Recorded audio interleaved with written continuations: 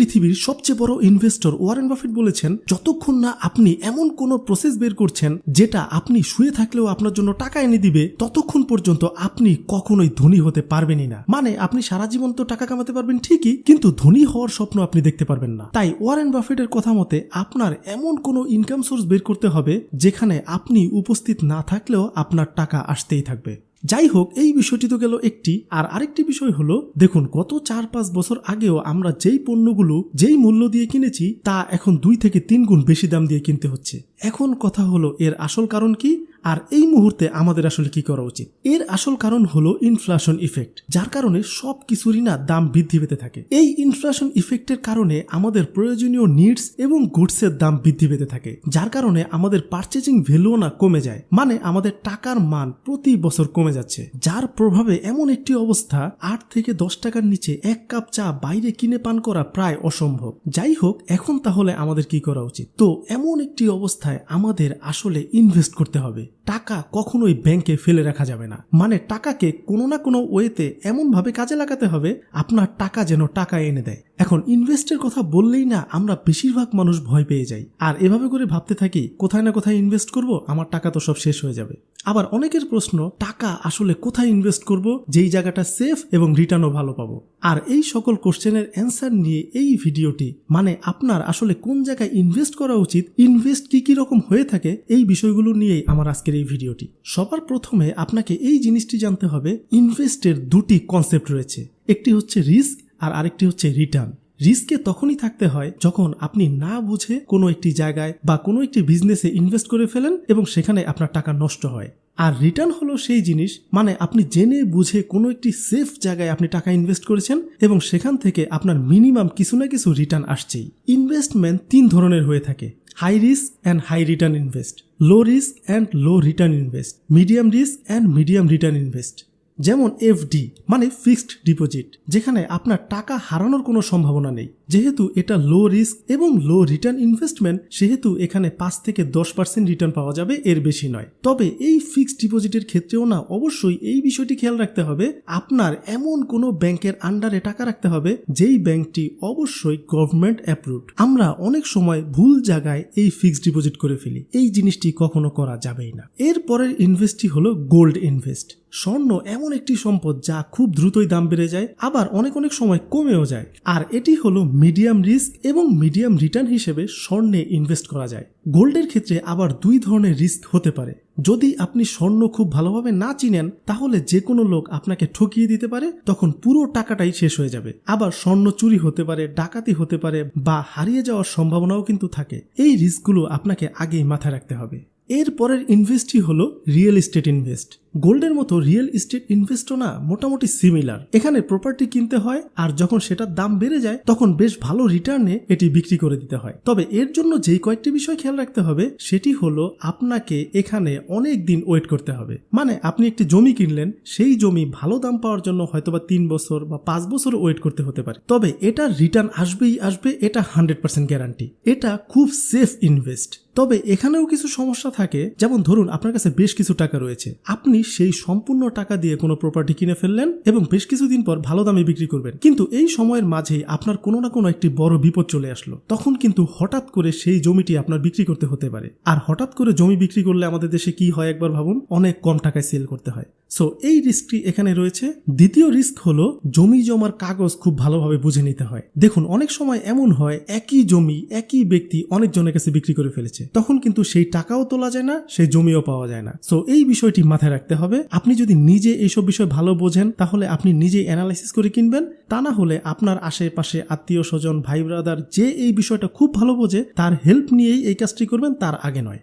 এরপরের ইনভেস্টই হলো stock market invest. খুব সিম্পল ভাবে বলতে গেলে বড় বড় কোম্পানি যেমন কোকাকোলা, ফেসবুক, এই সকল কোম্পানিগুলোতে আমরা টাকা দেই, মানে তাদের শেয়ার আমরা কিনি, আর তারা সেই টাকাগুলোকে নিয়ে তাদের বিজনেসে খাটায়। সেখানে যদি তারা লাভ করতে পারে তাহলে আমাদের শেয়ারের দাম বাড়ে, আর সেখানে যদি তারা লস করে ফেলে তাহলে আমাদের শেয়ারের দাম কমে যায়। আর এভাবে করেই স্টক মার্কেট এই প্রসেসটা কাজ করে। এখন স্টক মার্কেট বিজনেস হচ্ছে একটা হাই রিস্ক এবং high profit business.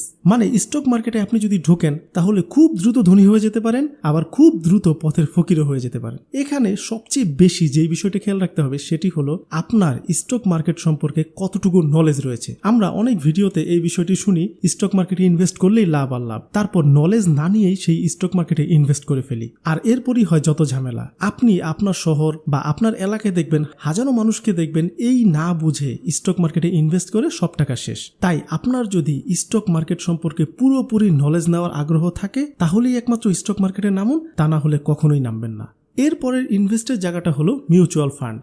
Share market বিষয়টি যারা খুব ভালোভাবে বোঝেন না বা যাদের শেয়ার মার্কেটের এই পুরো প্রসেসটা শিখতে খুব কষ্ট হচ্ছে, তাদের জন্য বেস্ট জায়গা হলো মিউচুয়াল ফান্ড। কারণ মিউচুয়াল ফান্ড সেই সেম কাজটিই করে। আপনি পার্সোনালি টাকা দিয়ে শেয়ার কিনেন, আর মিউচুয়াল ফান্ড যেটা করে, আমরা যারা মিউচুয়াল ফান্ডে টাকা রাখি আমাদের সকল টাকাগুলো নিয়ে তারা সম্পূর্ণ প্রপারলি মার্কেট অ্যানালাইসিস করে সেই শেয়ারগুলোকে কিনে, মানে তারাও টাকা ইনভেস্ট করে বিভিন্ন কোম্পানিতে। এখন তাদের ক্ষেত্রে যেটা হয়, তাদের না অনেক জিনিয়াস মার্কেটার বসে রয়েছে তাদের অফিসে এই বিষয়গুলো অ্যানালাইসিস করার জন্য, আর এজন্যই দেখবেন মিউচুয়াল ফান্ড কখনোই লসে থাকে না। আর মিউচুয়াল ফান্ড স্টক মার্কেটের চেয়ে তুলনামূলক কম রিস্কি। তবে মিউচুয়াল ফান্ডের ক্ষেত্রে একটা বিষয় আপনাকে মাথায় রাখতেই হবে, আমাদের দেশগুলোতে অনেক ভুয়া মিউচুয়াল ফান্ড কোম্পানি রয়েছে যারা হাজারো মানুষের কাছ থেকে টাকা নেয় আর তারপর কদিন পর তাদেরকে আর খুঁজে পাওয়া যায় না। সো মিউচুয়াল ফান্ডে ইনভেস্ট করার আগে অবশ্যই সেই মিউচুয়াল ফান্ডটি কতটা ইথিক্যাল, গভর্নমেন্ট অ্যাপ্রুভ রয়েছে কিনা, তাদের হিস্ট্রি কি, মানে তারা কত বছর যাবত এই ব্যবসাটি করছে, কোন কোন কোম্পানি তাদের সাথে কানেক্টেড রয়েছে,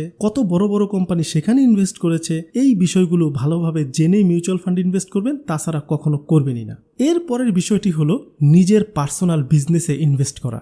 দেখুন, বিজনেসের ক্ষেত্রে হাই রিস্ক হাই রিটার্নও হতে পারে, লো রিস্ক লো রিটার্নও হতে পারে। যেমন ধরুন আপনি খুব কম টাকায় একটা বিজনেস শুরু করলেন, সেখানে কিন্তু রিস্ক আপনার কম, কারণ কম টাকায় বিজনেস শুরু করেছেন, সেখানে আবার দেখবেন রিটার্নের পরিমাণও কম।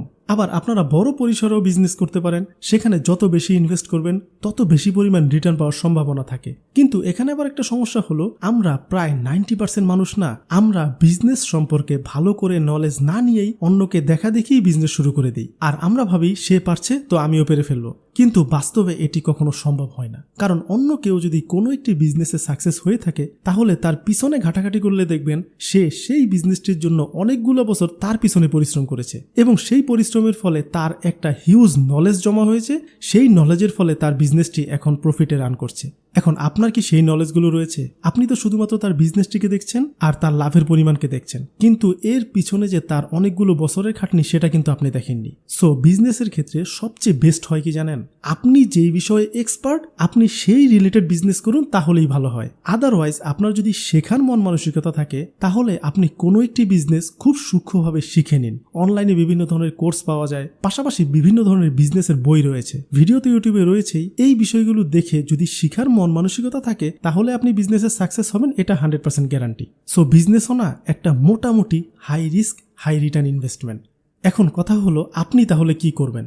দেখুন, আপনি নিজের সাথে একবার চিন্তা করে দেখুন তো, আপনি কি আসলে খুব সেফ পজিশনে থাকতে চান? তাহলে যে কোনো ব্যাংকে ফিক্সড ডিপোজিট করে ফেলুন। যদি আপনার নলেজ নেওয়ার ইচ্ছা আপনার মধ্যে থেকে থাকে তাহলে আপনি স্টক মার্কেট অথবা নিজের বিজনেস শুরু করুন, যেখানে অনেক পরিমাণ জেনে বুঝেই তারপরে এইগুলা করতে হয়, তাছাড়া করা যায় না। আবার খুব সেফ পজিশনে থেকে হাই রিটার্ন যদি আপনি আশা করেন তাহলে অবশ্যই রিয়েল এস্টেটে বিজনেস করুন। যেমন ধরুন আপনার এলাকায় এমন কোনো জায়গা আপনি চয়েস করেন যেই জায়গাটা আপনি বুঝতে পারছেন আগামী কিছু বছরের মধ্যে তার পজিশন অনেক ভালো হয়ে যাবে এবং সেই জায়গাটা না অনেক দাম বেড়ে যাবে, তাহলে আপনি এই ধরনের জায়গা খুঁজতে থাকুন অথবা এই ধরনের দোকান খুঁজতে থাকুন, যেগুলো আপনি এখন কিনলে আগামী 5 বছর বা 10 বছরের মধ্যে ডাবল বা 3 গুণ বা 4 গুণ রিটার্ন আসবে। সো এখন আপনি আমাকে কমেন্টস করে জানান তো, কোন বিষয়টি আপনি আসলে করতে চান? বিজনেস নাকি স্টক মার্কেট, নাকি গোল্ড কিনে রাখতে চান, নাকি রিয়েল এস্টেটে ইনভেস্ট করবেন, নাকি মিউচুয়াল ফান্ড, নাকি সবচেয়ে সেফ যেটা ব্যাংকে ফিক্সড ডিপোজিট করবেন? অবশ্যই কমেন্ট করে জানাবেন, আমি প্রতিটি কমেন্টসই পড়ার চেষ্টা করব।